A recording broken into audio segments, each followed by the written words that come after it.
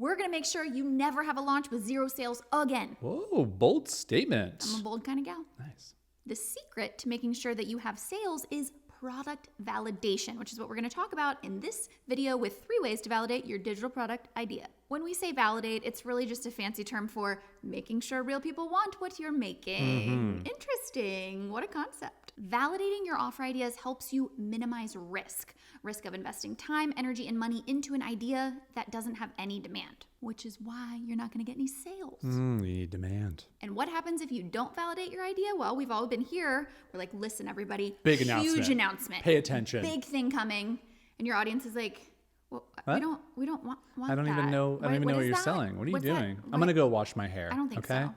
That's a joke because it's okay. a reference from It's Saved by Kelly the Bell. Kapowski. Also, I don't have We any get hair it. to wash. Okay, but how do you actually validate your ideas? We have 3 different strategies for you, and they kind of go in increasing kind of effort and investment, if you will. And the idea is that you use them as stepping stones until you get to an offer that your audience for sure wants. All right, so let's look at an example. Let's say you're a motion graphics designer and you come up with 3 ideas for a new course you want to teach. The first idea is a course on an intro to After Effects. You're just going to teach people how to use After Effects. The second is social media in motion, so how to add motion graphics to Instagram or TikTok. And the third is YouTube up-leveled, so how to up-level your YouTube channel. All these are different ideas, but you need to validate them. In order to validate these ideas, we're going to start with validation tool number 1, which is just ask for feedback. So you're going to talk to your audience in your emails or in your DMs or on Instagram. You're going to say, hey guys, what do you think about these ideas? And I know what you're thinking, wow, mind-blowing tip there. But the truth is, we don't often stop and actually do this, actually ask our audience what their opinion is of the ideas that we have. From those conversations, what you want to do at this point is just to start take in that feedback. You're not going to get any definitive answers just from asking, but you are going to start to get some qualitative data. Another great way to get feedback is to test some of your course concepts through your content. So using the example of being a motion graphics designer, for the Intro to After Effects course, let's say I do a video that is all about learning After Effects in 10 minutes, a beginner tutorial.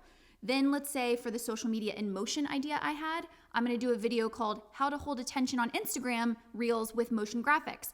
And finally, for my YouTube up-leveled idea, I might create a video called How I Create and Add Graphics to My YouTube Videos Step-by-Step Tutorial. And by creating each of those pieces of content that are more geared towards my idea for that course, I'm going to be able to tell through those videos what was my audience most interested in. You could do the same thing on Instagram. You could do the same thing in your stories. What type of content is your audience resonating with?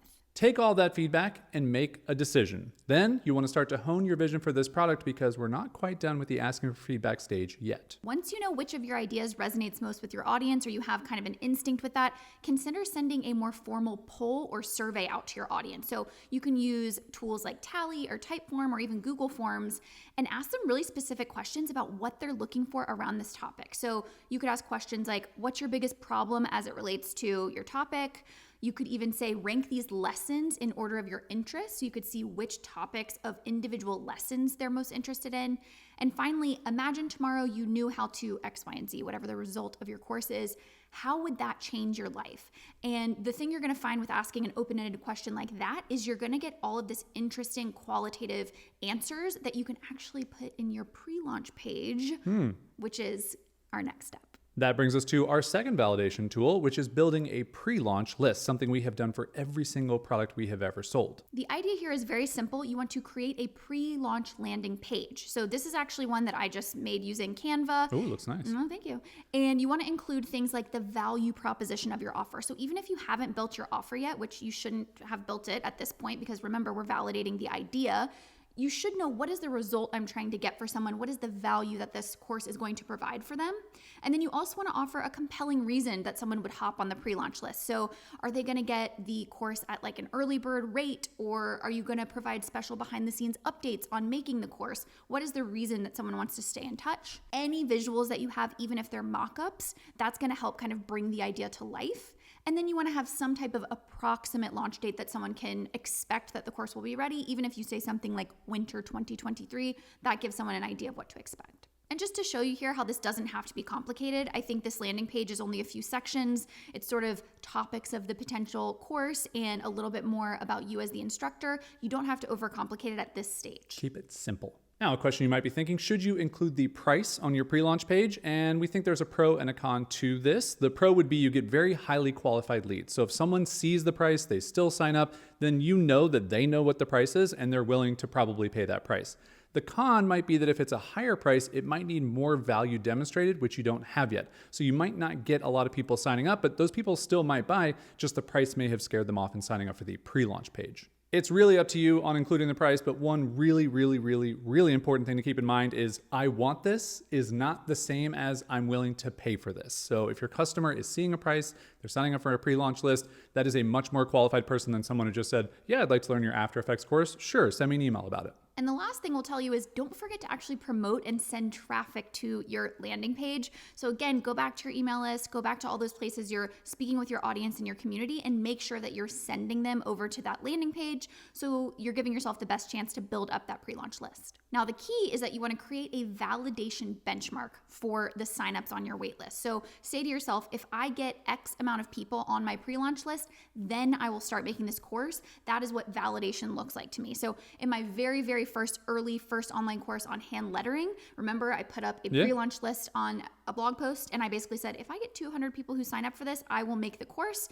And I think within a few days I had those signups. So I went ahead and made the course. Yeah, and I had another product that was how to get sponsorships for podcast course. This was people asking me from another course I'd already created to create a different version. And I was like, I'm not just going to make this because a couple people are asking. Made a pre-launch page, said if I get to 100 people within, I think it was like a month, got to 100 people and I made the course and sold the course. And so that validation really helps to get that idea moving all the way forward to being created. And if you hit that validation number, start sending occasional updates to that pre-launch list. You don't want it to just sit dormant because remember, pre-marketing for your sale begins the second that you decide I'm actually going to make this. So send them occasional updates, tell them how it's going, ask them for more feedback if you want so they can actually help craft the course. And remember, this is just going to keep people nurtured by the time you do actually offer to have someone buy the course. Validation tool number 3, this is your pre-sale. Very important part of this process because a pre-sale is kind of like crowdfunding your own idea.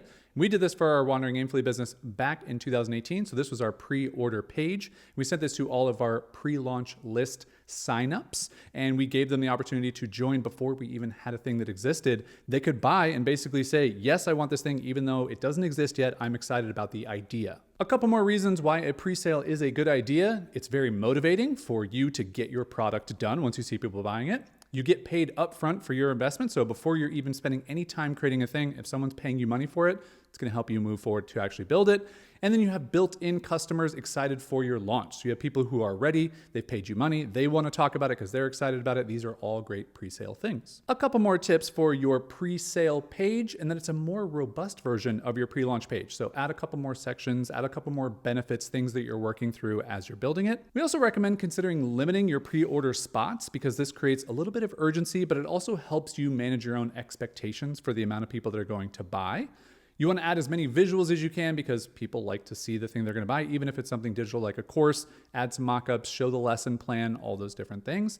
Be very clear about your timeline. So what you don't want to do is just say, you're going to get this sometime in the future. People are not going to be excited about that. Tell them a specific date. This is also going to motivate you to get it done.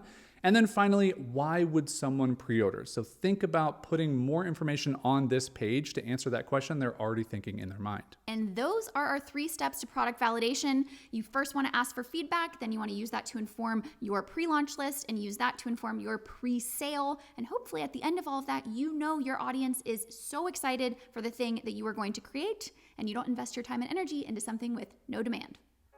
Thanks for watching our Calm Business Encyclopedia series, your A to Z guide for running a business that's predictable, profitable, and peaceful. If you want to find out how calm your business currently is, take our Calm Business quiz over at wanderingaimfully.com/score and get personalized ideas on how to reduce the chaos, stop scrambling for income, and end the cycle of burnout once and for all. Calm Biz Quiz.